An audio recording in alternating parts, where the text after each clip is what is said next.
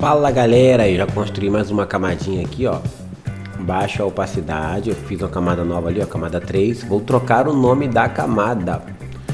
Lembra que você tem que dominar essa questão de camada. Não adianta querer desenhar no digital se não dominar a camada, tá? Então é uma camada para cada treco que você vai fazer, ó. Escrevi line art, você pode escrever arte final, é o contorno preto, é o acabamento final do desenho propriamente dito, né? A camada de esboço do lápis está mais clara e agora a gente vai começar a traçar na camada line art, que está em 100% ali a opacidade dele, enquanto a camada de esboço está em 34%, tá? Então a gente vai começar a esboçar ali agora. A gente vai pegar um brush que representa a caneta nanquim, pena nanquim. No Eclipse Studio nós temos várias opções ali, ó.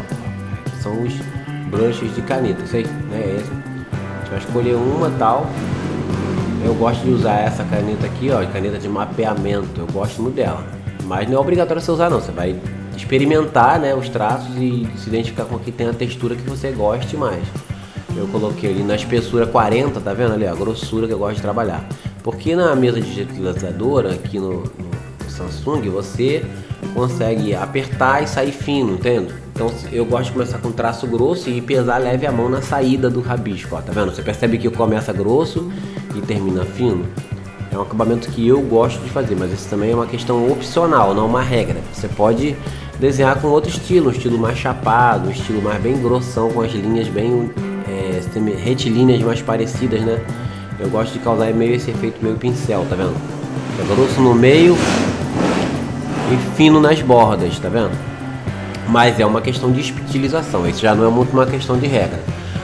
O que é recomendável para você que está começando é olhar outros artistas, olhar o estilo de line art que eles usam e tentar reproduzir aquilo que você acha que se encaixa mais com o seu traço, né? Aí, por isso que é bom você, como desenhista iniciante, também conhecer influências de outros artistas, conhecer o mercado, conhecer a galera que está desenhando atualmente, para você saber que estilo que você vai seguir, qual que se identifica mais com o seu traço, qual que você se espelha mais, se inspira, né? O que te inspira, o que te motiva a desenhar, né? Talvez o traço de um anime que você gosta, que você é muito encantado com aquela arte, aí você vai pesquisar o autor daquele anime, quem é que faz a arte para aquele anime ali, vai começar a olhar o trabalho que o cara faz, entendeu? Então uma ótima forma para você começar no desenho digital. Além de olhar referências, não é só copiar referências, mas você vai ter, isso que eu estou falando aqui se chama influência. Então você vai ter artistas que influenciam no seu trabalho, né? Mesmo os artistas mais profissionais ainda têm influência, né? Tem boas influências, se inspiram no traço dos grandes mestres da arte. Aí eu não estou falando só de quadrinho, estou falando de mangá, de cartoon, etc. Dentro de qualquer nicho artístico que você prefira utilizar. O trabalho digital você pode utilizar qualquer tipo de arte. Você não precisa, eu no caso eu trabalho com quadrinho, faço mangá e tal, mas você pode utilizar para outra coisa. Você pode reproduzir arte para tatuagem, você pode fazer realismo, vai ficar ao critério do seu gosto, mas sempre no mesmo padrão.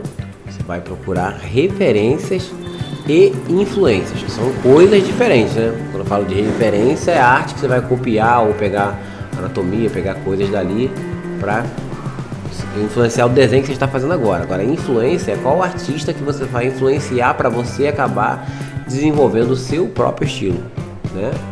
Então vamos dar continuidade aqui. Ali, ó, errei um pouquinho, tá? Você percebeu que eu peguei a borrachinha ali, ó, um pouquinho abaixo dos brushes de lápis. Apaguei o queixo e refiz para ficar no estilo traçado que eu gosto de fazer, né? Então aqui você pode estar sempre usando esse recurso de borracha. Você também pode usar, se você tiver no PC, o atalho Ctrl Z vai corrigir o traço, vai apagar o traço feito anteriormente. Para quem está no tablet que não tem um teclado, você vai utilizar aquela abinha lá embaixo do ajuda, tá vendo? Uma voltinha para trás, você vai clicar ali e ali vai ser tipo um Ctrl Z, vai retornar, corrigir o teu erro, né? Ou você pode usar a borracha mesmo, normal, igual no papel, e apagar, né? Aqui eu gosto de causar essas texturas de cabelo assim, é muito legal, né? Para causar aquele efeito degradê no cabelo. E é muito legal, cara. Usa referência de corte de cabelo pro seu personagem. Não sai fazendo de orelhada não, entendeu? Vai olhando foto. Ou o estilo do artista que você gosta. Como é que ele faz o cabelo? Como é que ele faz as mãos? né? Aqui no meu caso, como a gente está fazendo a line art, né, a arte final, você vai olhar como é que esse artista faz a arte final, né? Então eu gosto de colocar um traço mais externo, mais grossinho, né? E o mais interno mais fininho, para detalhes, né? É uma estratégia também, que não é uma regra oficial. Você pode escolher um outro recurso, fazer todas as lines na mesma espessura, vai ficar no teu gosto, né? Tu pode usar uma line com um brush que simula pincel e tal. Tu pode escolher uma line que seja colorida, que seja mais na cor, fazendo uma sombrinha leve na cor que você vai colorir o desenho. Não necessariamente precisa ser uma line preta, né? Aí fica a seu critério. Se você não é inscrito no canal, não esquece de se inscrever aí para poder acompanhar as aulas, né? Terão novas aulas. Essa é a nossa segunda aula da série de iniciação ao desenho digital, né? Já vou até deixar aqui na descrição o link do primeiro vídeo, que foi a aula iniciando como fazer um esboço, como configurar uma página.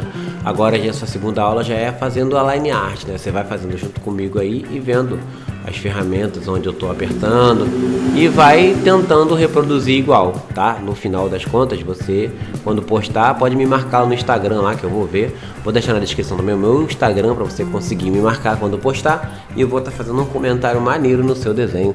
Se você assim desejar, faça até uma crítica construtiva, uma análise de como é que ficou a arte e tal, beleza? Então não esquece de me marcar lá não. É só me adicionar no meu Instagram, Leandro Menezes Arte, beleza? Vamos dando continuidade aqui ao desenho.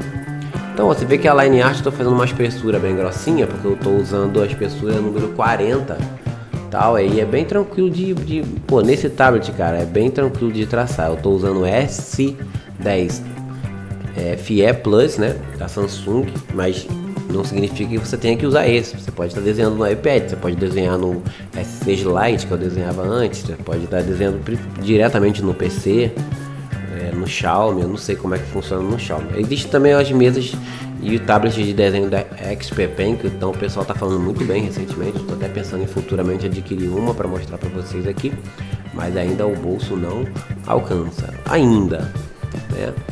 Vamos lá, vamos dar continuidade aqui então. Você vê que eu estou seguindo, respeitando a line art, a estrutura,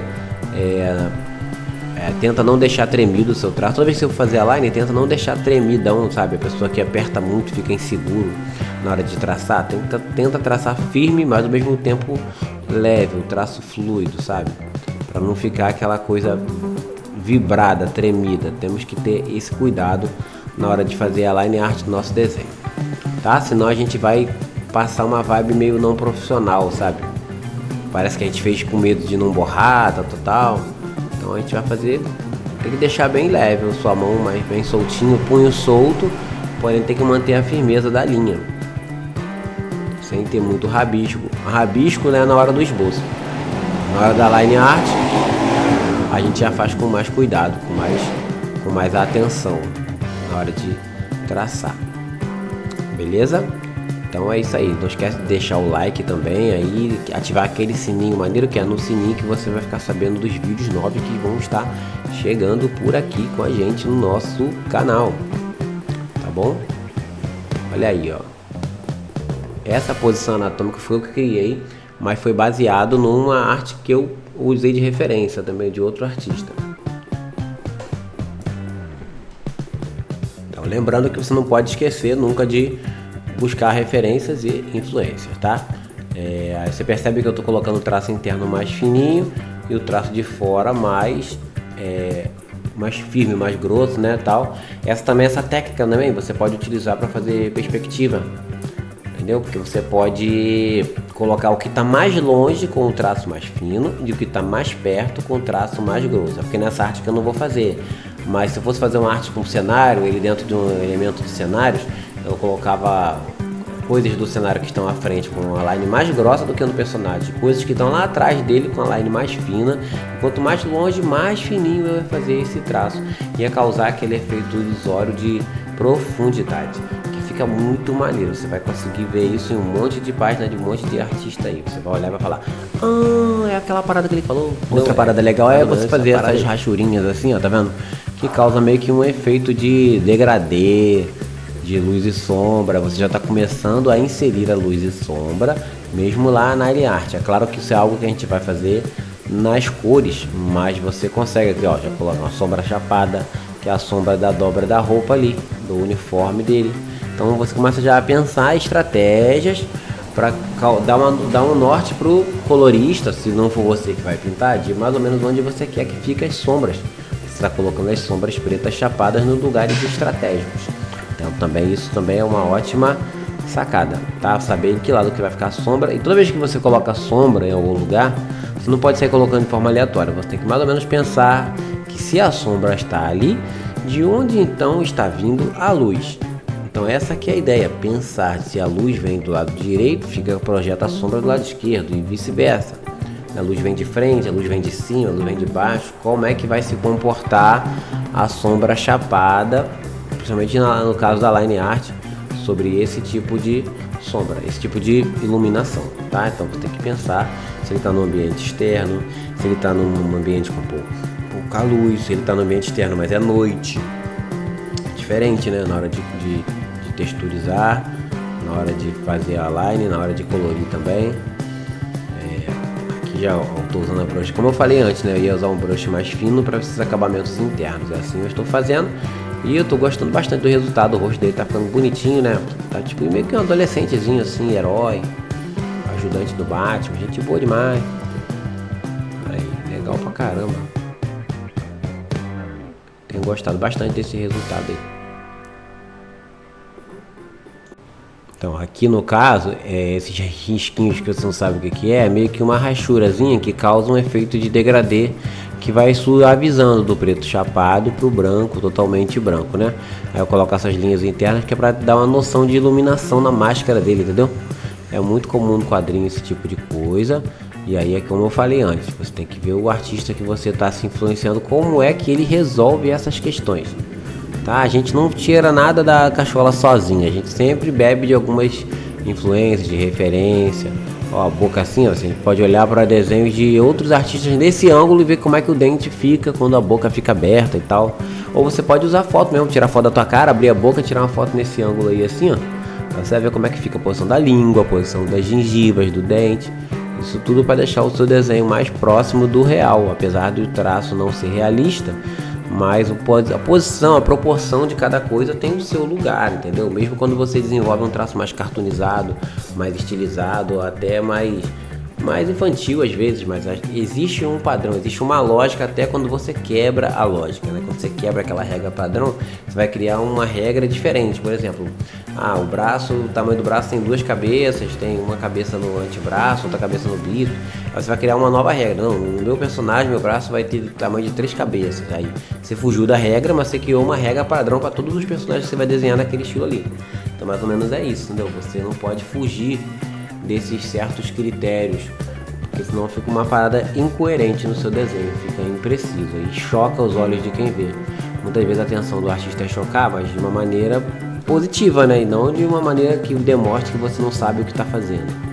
Quando você vê algo que foge do padrão, a gente pensa, esse artista fez isso aí de propósito, foi uma estratégia artística.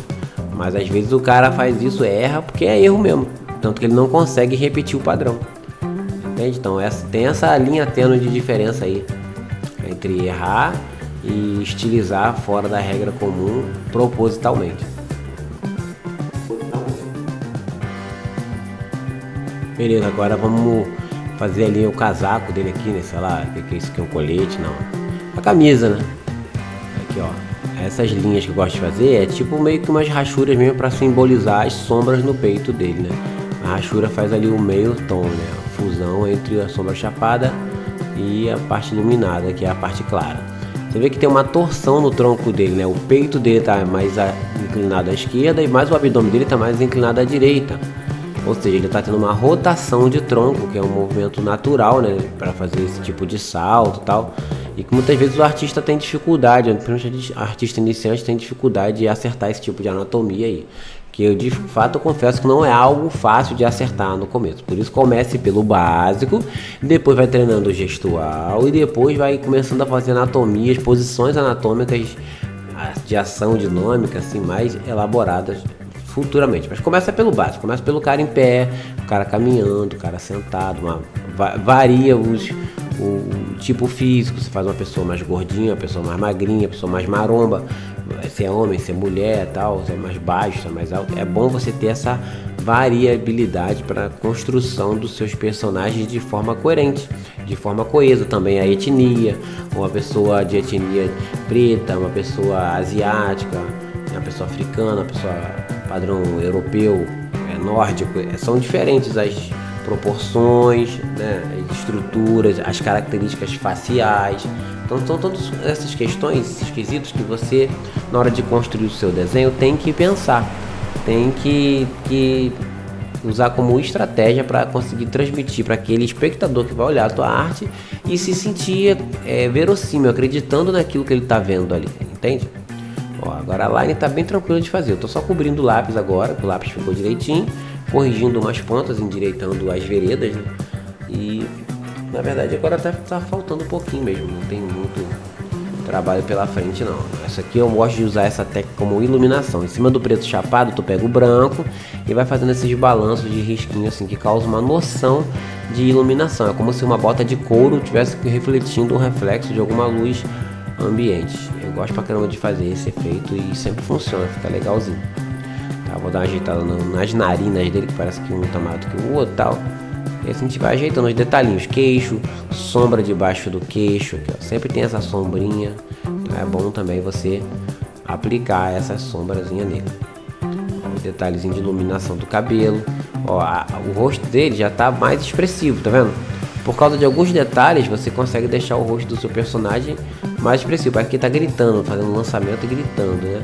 Agora eu vou botar o preto chapado aqui com balde de tinta, tá vendo o balde de tinta ali, ó? O balde de tinta preencheu todo o preto, mas eu deixei uma parte iluminada e fiz aquela iluminaçãozinha indireta, né? Com a linha, com traço, com o brush em branco. Beleza? É isso aí, ó. O desenho já tá bem melhor, já tá faltando pouco agora, pouca coisa. Falta a capa e falta a bota dele, o resto eu acho que já tá bem tranquilo, né?